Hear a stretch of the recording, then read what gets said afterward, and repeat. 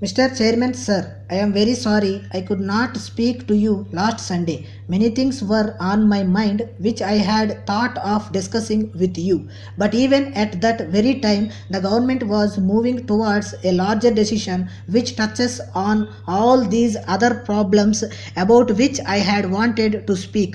Let me be frank with you. The decision to devalue the rupee was not an easy one. It was taken after the most anxious and searching consideration. How much easier it would have been to have evaded a decision. There are times in the history of every nation when its will is tested and its future depends on its capacity for resolute action and bold decision. This is such a time in India. We are probably passing through the most difficult and crucial period since the very first year of independence. When I assumed my present office some months ago, I was not aware of the tremendous difficulties ahead of the great effort and sacrifices which would be needed to steer through hard, lean months of scarcity and to get the economy moving forward again. Let this be understood. We have not failed, and only the timid will say that we cannot succeed. We have carried the process of development to a stage where we are in a position to register substantially larger gains. There is a dynamic potential which we must use.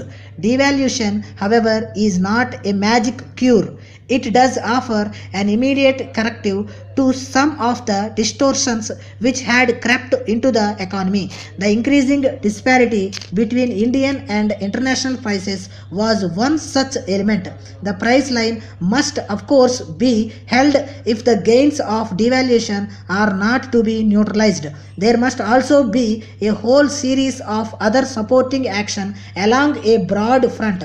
Immediately, however, I am deeply conscious of the fact that prices have been rising and have risen still further in the past few days. There is little justification for any price increase in respect of items in which there is no import content, and social practices will be dealt with firmly under the Essential Commodities Act. Government will not hesitate to take additional legislative powers if necessary. I do appeal to all citizens as consumers and as producers to resist any unwarranted price increases. I have already received assurances from a number of responsible manufacturers that they will maintain the prices of their products.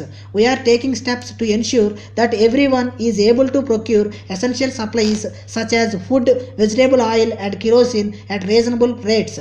The opening of consumer stores and fair price shops is being accelerated. A control room is being organized to get reports on prices and availability of essential articles all over the country. This will facilitate prompt remedial action to deal with profiteering and local shortages. We are once again examining economy in expenditure. We cannot afford deficit financing. Agriculture constitutes the very foundation of the economy. We cannot falter or fail here. I shall shortly address the chief ministers on the economic and financial discipline which the states must observe. I propose to consult with labor and management on how we can jointly increase productivity and cut costs. Discussions are in progress with the chairman of various export promotion councils to formulate a plan of action on the export front. Tonight I make no promises, but I really want you to think over what I have said. Devaluation is a means. It is not the end of the road.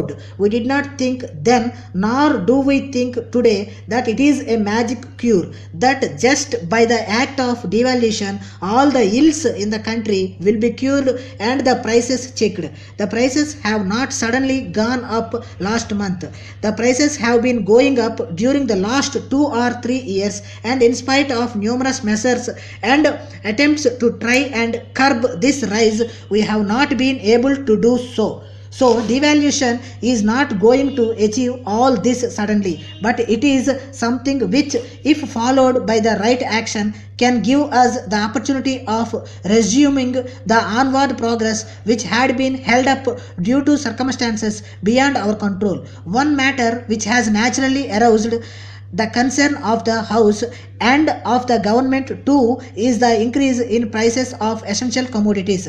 As I said, this is not something that has suddenly come into being after devaluation. It is an old process and it has been getting out of hand even before. Devaluation by itself is not solely responsible for any increase in prices which may have taken place after it, except of course in the case of imported goods. We have to deal with this matter. We have started various shops.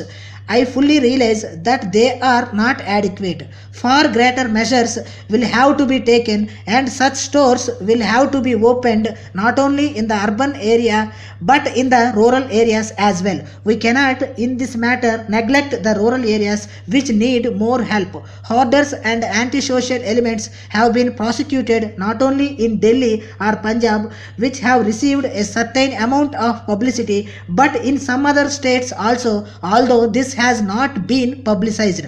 But I agree that perhaps all that could be done has not been done. We are not perfect. We make an attempt to do something. We do not always succeed, nor can we always succeed. We have taken up tremendous programs. Whenever we have taken up these programs, the cry has been that these are too big and that we cannot do it. Yet we have tried to go ahead with our programs.